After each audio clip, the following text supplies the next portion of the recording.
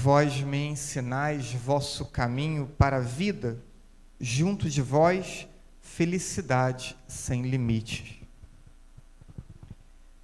É preciso, cada um de nós, estabelecermos uma grande meta para a nossa vida. A mais importante, uma meta central. E a partir desta grande meta, fazer com que tudo esteja em função dela. Podemos estabelecer outras metas menores, de curto, médio prazo, mas tudo em nossa vida precisa estar em função desta grande e principal meta. Caso não façamos isso, correremos o risco de ficarmos frustrados e desorientados com os pequenos insucessos que todos nós experimentamos. Quando uma pessoa vai definindo sua vida de pequena meta em pequena meta, curto, médio prazo, quando ela não acontece, sempre tem uma experiência difícil para lidar, de uma angústia, de uma frustração, porque o horizonte está curto, está próximo. Então, é preciso ter essa ideia de uma grande meta para orientar a nossa vida. E essa meta é a felicidade eterna. Disse Jesus: eu sou o caminho. Ninguém vem ao Pai senão por mim. É caminhar em direção à eternidade feliz, caminhar em direção a Deus, ao céu. Essa precisa ser a grande meta de nossa vida. E se o céu é a meta, Jesus, Ele é o caminho.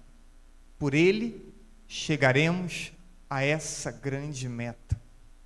Na segunda leitura, ouvimos primeira carta de Pedro, capítulo 1, versículo 17. Vivei com temor durante o tempo de exílio neste mundo. Ele compara a existência terrena como um exílio. O exílio não é a casa, não é a pátria.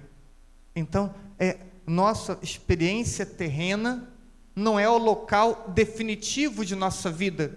E por isso, nós não podemos prender o nosso coração à terra e à experiência que fazemos na terra. Por quê? Porque aqui é como um grande exílio. Tudo passageiro, tudo limitado. Por isso, nenhuma meta terrena pode ser a grande meta de nossa vida. Por quê? Porque aqui tudo é passageiro. Porque aqui tudo é limitado. E corremos o risco de estabelecermos metas humanas, passageiras, limitadas, que não alcançaremos, ou que poderão nos tirar. E isso é um perigo. Colocamos toda a nossa expectativa em uma meta humana e terrena que pode se perder a qualquer momento. Quantas e quantas vezes vemos um adolescente, um jovem que vive em função de um vestibular. Não passa uma vez, não passa duas vezes, e aquilo vai gerando uma série de consequências. Por vezes precisa de um tratamento, de um acompanhamento. Por quê? Porque o olhar estava apenas para uma coisa muito próxima, muito imediata, muito humana e muito terrena, lícita. Vemos às vezes as pessoas iniciarem um relacionamento e por vezes sem muita moderação, e colocam sua expectativa toda naquela pessoa, e aquele relacionamento acaba e nos encontramos diante de uma pessoa de novo, profundamente abalada pelo insucesso. Então é preciso entender que nesse exílio, onde tudo é passageiro e tudo é limitado, nele não podemos colocar a grande meta de nossa vida. Ela precisa transcender. E nessa experiência nossa de exílio, nos deparamos com muitas miragens, imagens que parecem real, mas não são. Nos deparamos ainda nesse tempo de exílio com ilusões sedutoras de felicidade, que duram pouco, que duram instantes, e o coração continua inquieto, continua vazio, continua à procura, e vai vivendo de ilusão em ilusão, de miragem em miragem, sempre inquieto e angustiado. Muitos acabam se contentando com aquilo que é oferecido de forma fácil e de modo imediato. Atenção, mesmo uma experiência de Deus legítima, mesmo uma experiência de fé, por mais intensa que possa ser, mas aqui na terra, até ela também tem sua limitação, e ela aponta para aquilo que deve ser a nossa experiência na eternidade. Quando Jesus leva seus 3 discípulos para o monte, e Pedro tem aquele desejo, permaneçamos aqui, mas dura pouco, depois desce o monte novamente. Aquele momento foi uma antecipação da glória do céu. Então, mesmo uma experiência de fé, aqui experimenta o seu limite e apenas aponta para a eternidade. O evangelho de hoje, que é o tema central da liturgia, da nossa reflexão, vemos os 2 discípulos caminhando para Emaús, de Jerusalém para Emaús, 11 quilômetros, diz o texto. E eles caminham entristecidos porque eram discípulos. Lembro que na Semana Santa, todas as minhas homilias, de domingo de Ramos a domingo de Páscoa, foi tendo foco no discípulo, nos discípulos que acompanham Jesus nesse tríduo pascal, nessa experiência de entrada em Jerusalém, paixão, morte e ressurreição. Então vemos novamente esses discípulos, não dos 12, mas um grupo mais amplo de discípulos, esses 2 caminhando entristecidos, por quê? Porque Jesus havia morrido. Mas o verdadeiro motivo da tristeza deles não era propriamente a morte de Jesus, mas o não entendimento sobre a morte de Jesus. E quem nos diz isso é o próprio Jesus, no versículo 25. São sem inteligência e lentos para crer, lentos para entender aquilo que foi revelado na palavra. Essa lentidão de entendimento, de compreensão, de discernimento, era o real motivo da tristeza daqueles discípulos. E veja, você e eu não somos diferentes. Nós também temos nossa lentidão para entender, nossa lentidão para discernir, nossa lentidão para crer naquilo que nos foi revelado por Deus em sua palavra, naquilo que Deus vem revelar a nós mesmos, em nossa própria vida, nossa experiência de fé e de oração. E vou trazer uma série de realidades na qual vemos essa lentidão, essa dificuldade para crer. Quando olhamos para os nossos adolescentes, vemos que eles têm por característica questionarem. Questionam tudo. Questionam autoridade, verdades, questionam Deus, questionam a palavra. É muito característico deles. Mas com isso, eles vão ficando sem ter onde se apoiarem com segurança. Quando tudo é questionado, o que resta? O que sobra? Vemos então muitos adolescentes nesse ímpeto de tudo questionar, perder suas referências. No Evangelho de João, capítulo 14, que citei antes, diz também: eu sou a verdade. A verdade não está em autores, em livros, em ideologias, em programas políticos. A verdade está em Jesus Cristo. Ele é a verdade. Não só para os adolescentes. Ele precisa ser a minha e a tua verdade. Ele precisa ser o grande critério de nossa experiência humana. Quando olhamos para os nossos jovens, talvez sejam aqueles que mais facilmente se iludem com as miragens, com a busca de uma felicidade fácil, imediata, aqueles que se encantam com as ideologias. Vemos essa fase quando entra na faculdade. Esse encantamento com tanta coisa nova, parece que vão sendo presa fácil. O Evangelho de São Mateus, capítulo 19, se quer ser perfeito, vende seus bens, dá o dinheiro aos pobres, traz um tesouro no céu, e depois vem e segue-me. Precisamos fazer com que nossos jovens nunca tirem o olhar do céu. Lá está o nosso tesouro. E o nosso tesouro está no segmento de Jesus. Nossa grande referência. Os adultos, outra fase da vida, querem segurança. Mas querem a segurança com muita frequência, não em Deus, mas nele próprio, no próprio adulto. Mesmo nós, que somos homens e mulheres religiosos, nossa segurança queremos que esteja no nosso trabalho, nossa capacidade de produzir, não em Deus. Quantas pessoas autônomas deixam a missa de domingo porque vão trabalhar para ganhar um pouco mais?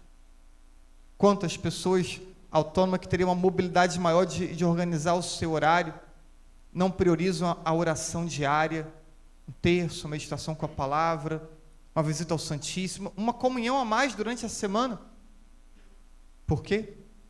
Porque a segurança está em suas vidas, não em Deus. Esse é um desafio para a vida adulta. E acabam agindo com indiferença a Deus e ao próximo.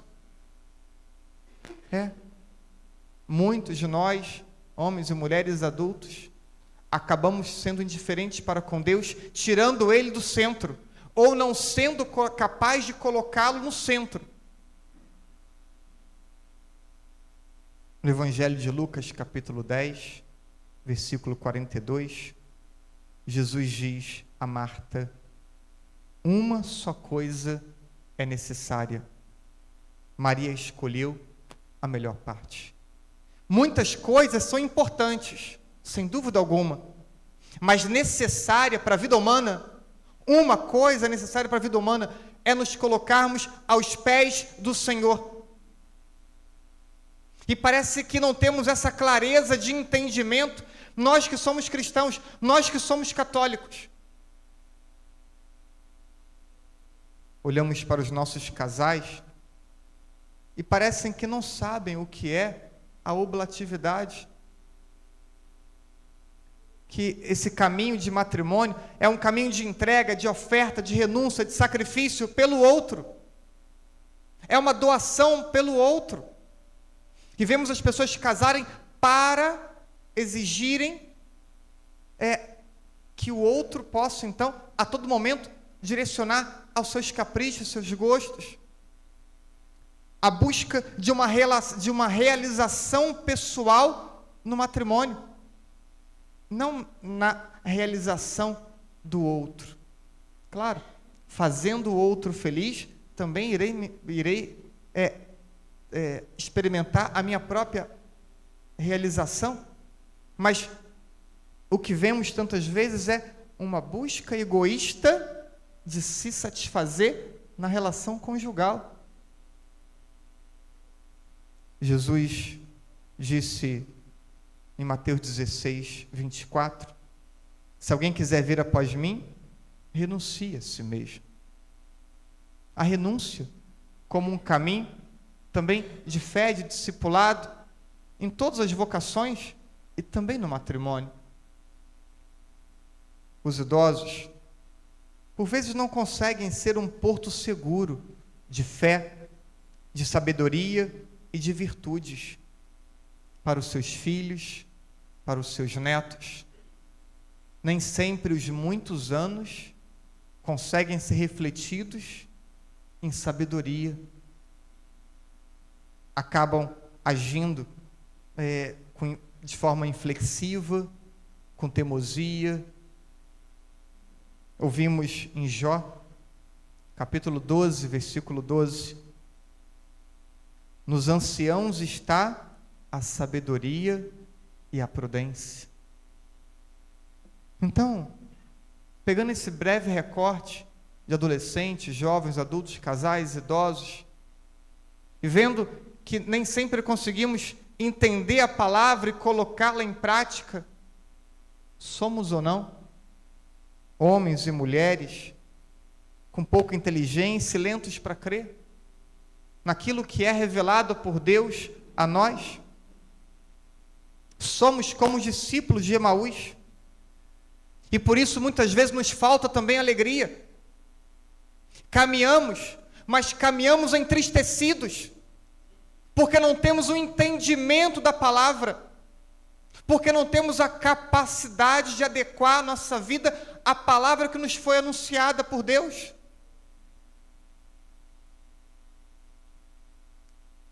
A tristeza não vem de um insucesso, nem algo pequeno que aconteceu, nenhuma expectativa, nenhuma meta próxima. Não é dali que vem a nossa tristeza. Nossa tristeza vem da lentidão para entender que Ele é a grande meta de nossa vida. Deus é a grande meta de nossa vida. E para Ele devemos direcionar todo o nosso coração, trilhando esse caminho, seguindo de perto Jesus Cristo. Quando isso não está claro para nós, caminhamos entristecidos. Mas Deus não desiste de nós. E eu gosto muito de pensar nisso. Irão me ver sempre repetir essa ideia. Deus não desiste de nós. Nos concede momentos em que possamos ter o coração abrasado e o entendimento esclarecido. Jesus, assim como se aproximou do discípulo de Emaús caminhando, Ele também passa na minha e na tua vida. Por vezes nós nem percebemos, mas Ele passa em nossa vida, fazendo com que o nosso coração esteja abrasado. Ele passa em nossa vida nos dando a capacidade do entendimento. No entanto, Deus espera uma abertura nossa. Uma abertura como tiveram os discípulos de Emaús, dizendo: fica comigo, fica conosco. Essa abertura de coração, o padre não pode fazer por vocês. Esposa não pode fazer por esposo. Pais não podem fazer pelos filhos. Essa abertura de coração é uma atitude individual. Tem homem meio preguiçoso para rezar, né? E aí quando o padre dá um aperto, aí escuta assim: minha mulher reza por mim. Já ouviram isso? Né? Minha mulher reza por mim.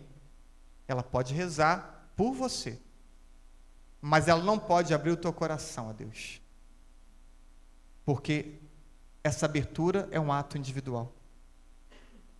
Por isso, Deus hoje passa também em nossa vida.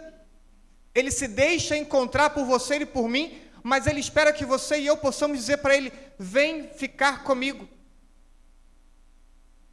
Não segue adiante, fica comigo. Essa atitude precisa ser sua.